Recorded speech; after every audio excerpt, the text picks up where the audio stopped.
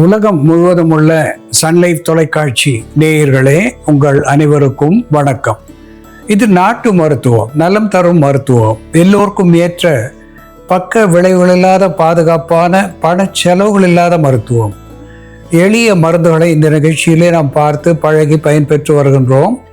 இன்று சிலவற்றை நாம் தெரிந்து கொள்வோம். இந்த இடி என்று 2 எழுத்துகளே சொல்லப்படுகின்ற ஒன்று எரெக்டைல் டிஸ்ஃபங்க்ஷன். ஆண்களுக்கு மனநோயாக கூட மாறி போகக்கூடிய ஒன்றாக இது விளங்குகிறது. இப்படி எரெக்டைல் டிஸ்ஃபங்க்ஷன் என்று வருகின்ற பொழுது இஞ்சி ஒரு அற்புதமான மருந்தாகி பயன் தருகிறது.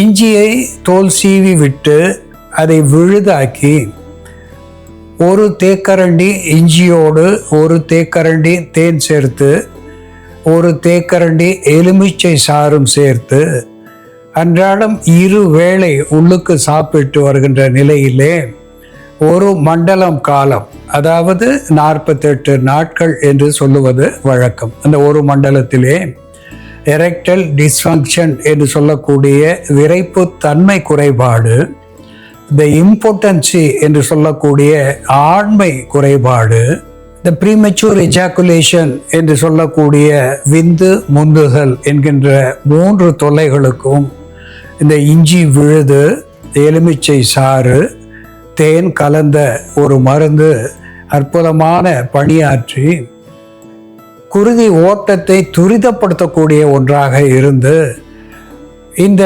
செக்ஷுவல் டிசார்டர் என்று சொல்லக்கூடிய பால் வினை தொல்லைகளிலே இருந்து நிச்சயமாக விடுதலை தரும் என்பதை இங்கே சுட்டிக்காட்ட விரும்புகின்றேன். அன்பான நேயர்களே, கிரான்ஸ் டிசீஸ் என்று ஆங்கிலத்திலே ஒரு நோயை சொல்லுவார்கள். கிரான்ஸ் சிண்ட்ரோம் என்று கூட அதை சொல்லலாம். அது ஒரு நோய் என்பதை விட அது ஒரு குறியீடு என்றுதான் நாம் சொல்ல வேண்டும். கிரான்ஸ் என்கின்ற ஒரு தலை சிறந்த மருத்துவர் அதை இனம் காட்டியதனாலே அவர் பெயரிலேயே அந்த நோய் இன்றும் சொல்லப்பெறுகின்றது. அதனுடைய அடையாளமாக நாம் இரிட்டபிள் பவல் சிண்ட்ரோம் IBS என்று சொல்லலாம். இந்த கிரான்ஸ் டிசீஸ் அதனுடைய ஒரு அடையாளம் IBS என்று சொல்லக்கூடிய இரிட்டபிள் பவல் சிண்ட்ரோம். அடிக்கடி மலம் கழிக்க வேண்டும் என்கின்ற உணர்வு ஏற்படுவது, கழிவறையிலே இருந்து வந்தவுடன் மீண்டும் கழிவறைக்கு செல்ல வேண்டும் என்கின்ற ஆவலை தூண்டுவது, ஒரு அர்ஜென்சி என்று சொல்லக்கூடிய அவசர தன்மையை தருவது என்பது IBS, இரிட்டபிள் பவல் சிண்ட்ரோம். அது மட்டுமல்லாமல் அகட்டு வாயு என்று சொல்லக்கூடிய வயிற்றிலே வாயு சேருகின்ற நிலை, வயிறு புண்ணாகின்ற நிலை, குருதியோடு கலந்த மலம் வெளியாவது, அடிக்கடி மலம் வெளியாவது, ஆசன வாயிலே எரிச்சல், வயிறு உப்புசம், இப்படி போன்ற பல தொல்லைகளை தரக்கூடியதாக இந்த IBS என்று சொல்லக்கூடிய இரிட்டபிள் பவல் சிண்ட்ரோம் விளங்கும். இந்த கிரான்ஸ் டிசீஸ் என்று சொல்லுகின்ற பொழுது இந்த குடல் புண்களை அது காட்டக்கூடியதாக திகழ்கிறது. வயிற்று எரிச்சல், இப்படி வயிற்று வலி இதை தருவதாக விளங்குகிறது. இவற்றுக்கு கேரட் பீட்டா கெரோட்டின் என்கின்ற ஆன்டி ஆக்சிடென்ட் என்கின்ற மருத்துவ குணத்தை அது பெற்றிருக்கிறது. விட்டமின் A நிறைந்து இருக்கிறது. நோய் எதிர்ப்பு சத்துவத்தை தருவதாக அது விளங்குகிறது. இந்த ஒரு கேரட் எடுத்து அன்றாடம் காலையில் 1, இரவு 1 என்று சில நாட்களுக்கு அதை மிக்சியில் இட்டு அரைத்து பால் சேர்த்து இனிப்பு சேர்த்து பருகி வருகின்ற நிலையிலே சில நாட்களிலே இந்த IBS என்கின்ற நோயிலே இருந்தும் கிரான்ஸ் டிசீஸ் என்கின்ற நோயிலே இருந்தும் விடுதலை தருவது மட்டுமல்லாமல் கண்களுக்கும் இது பலம் தரக்கூடிய ஒரு மருந்தாக, தோலுக்கு ஒரு அழகை தரக்கூடிய மருந்தாக கேரட் விளங்கும் என்பதையும் சுட்டிக்காட்ட விரும்புகின்றேன்.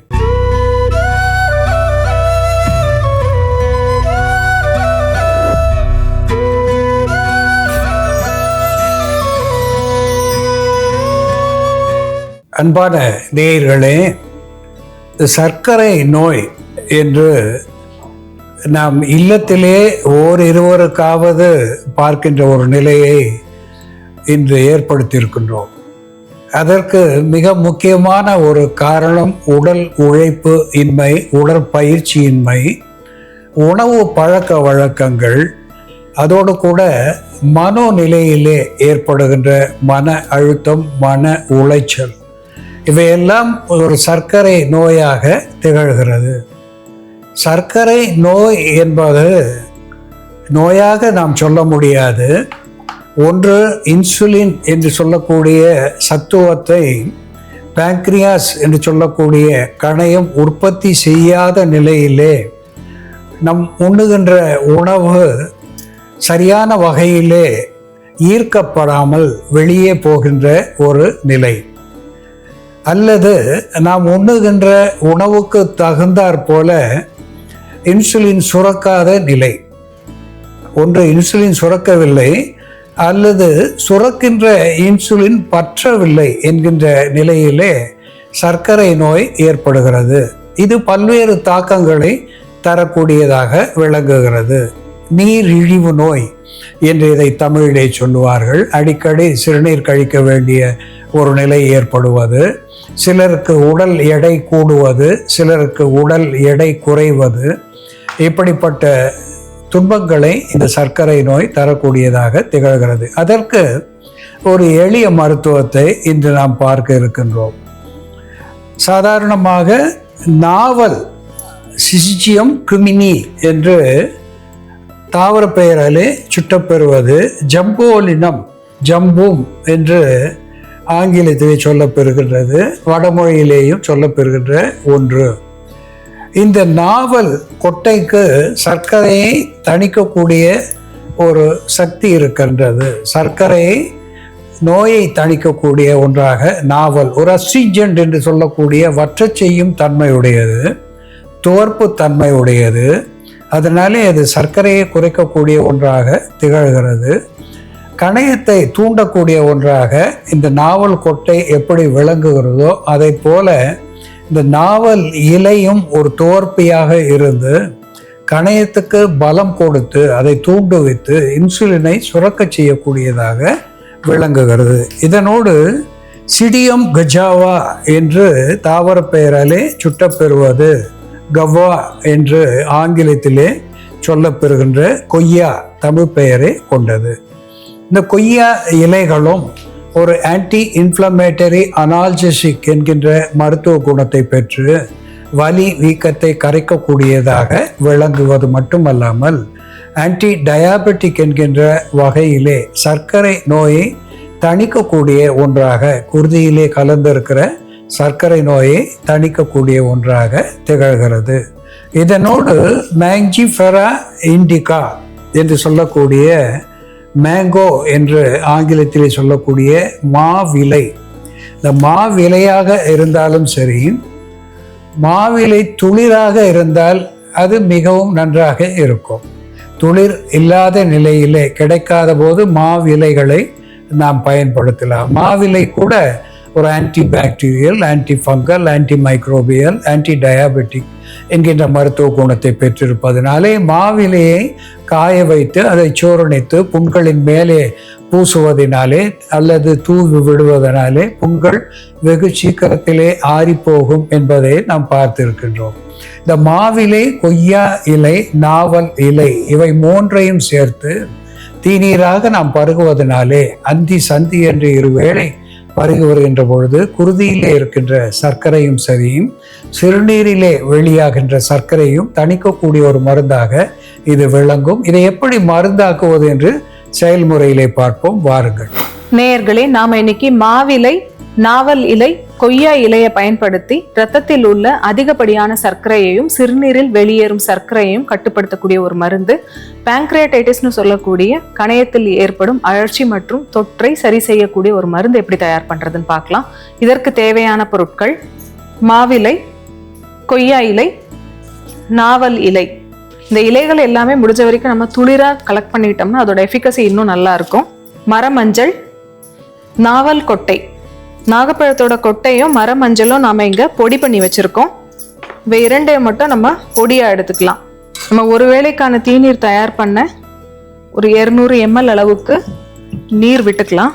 இதோட நம்ம இந்த இலை துளிர்கள் எல்லாம் ஒன்னொன்னா சேர்த்துக்கலாம். கொய்யா இலை ஒரு 2 இலைகள், மீடியம் சைஸ்டு இலையா இருந்தா ஒரு 2 இலைகள் எடுத்துக்கலாம். இந்த நாரெல்லாம் விட்டுட்டு இலைகளை மட்டும் இதில் ஆட் பண்ணிக்கலாம். இதோட மாந்துளிர் அல்லது மா இலை, அதுவும் 2 இலைகள், 2லிருந்து 3 கூட ஆட் பண்ணலாம். நம்ம பல்வலி இருக்கும் பொழுது கொய்யா இலையை தண்ணியில் இட்டு கொதிக்க வச்சுட்டு வாய் கொப்பளிச்சுட்டு வரும் பொழுது ஈறுகளில் இருக்கக்கூடிய வீக்கம் கம்மியாகும், பல்வலி கம்மியாகும். அதே மாதிரி சோர் த்ரோட்னு சொல்லக்கூடிய தொண்டை வலி இருக்கும் பொழுது மாந்துளிரை நம்ம தேன்ல வதக்கிட்டு தண்ணி விட்டு நல்லா கொதிக்க வச்சுட்டு வடிகட்டி அந்த தண்ணியை கொண்டு நம்ம தொண்டையை கொப்பளிச்சுட்டு வரும் பொழுது சோர் த்ரோட் கண்ட்ரோல் ஆகும், தொண்டை வலி சரியாயிடும். இதோட நம்ம நாவல் இலை சேர்த்துக்கலாம். நாகப்பழ மரத்தோட இலை, 1/2 தேக்கரண்டி அளவு நாவல் கொட்டை பொடி, 1/4 தேக்கரண்டி அளவு மரமஞ்சள் பொடி,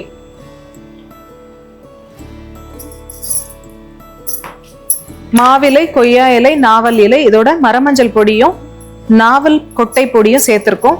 இதை நல்லா கொதிக்க வச்சுட்டு 4ல் 1 பங்கா வத்த வச்சிடணும்.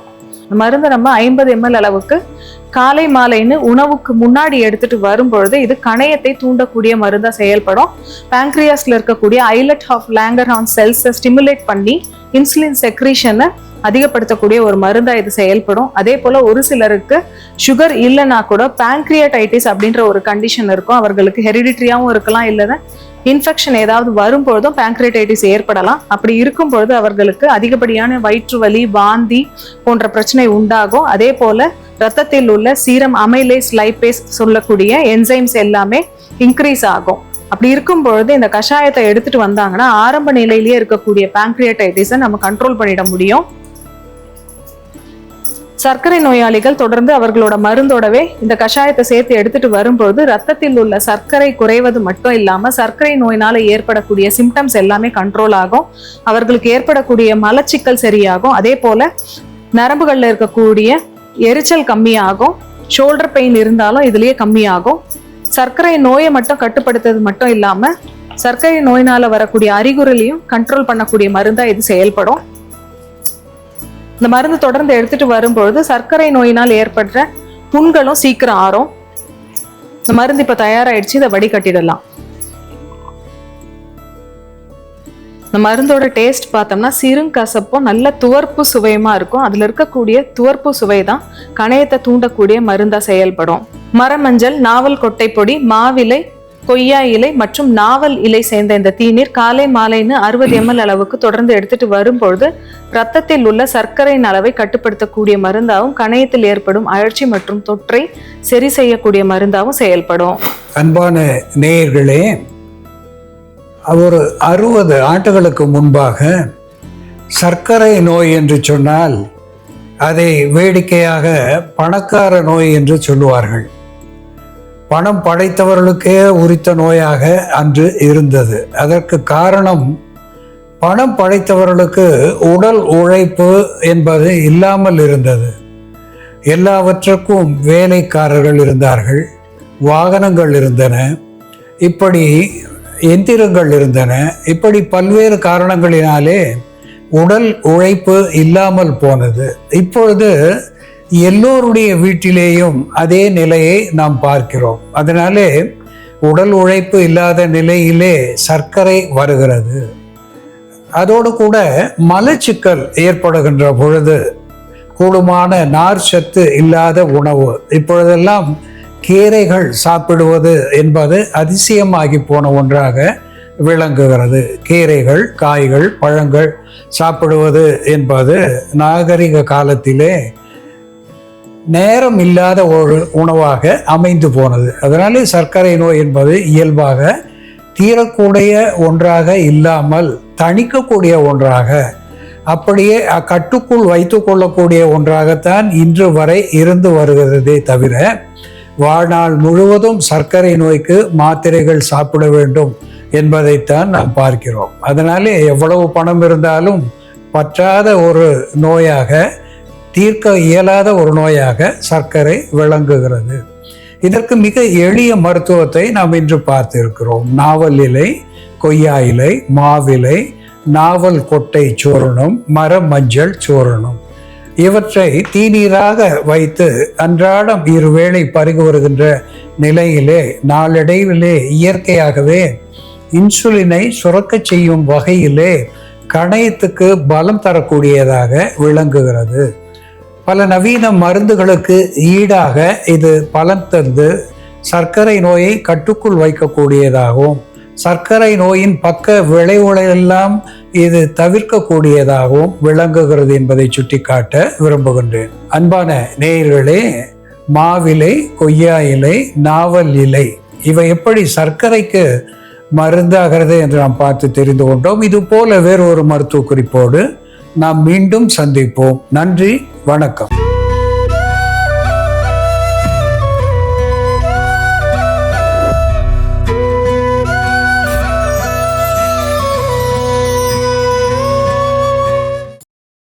இன்னும் பல வீடியோக்களை காண சன் லைஃப் சேனலை சப்ஸ்கிரைப் பண்ணுங்க.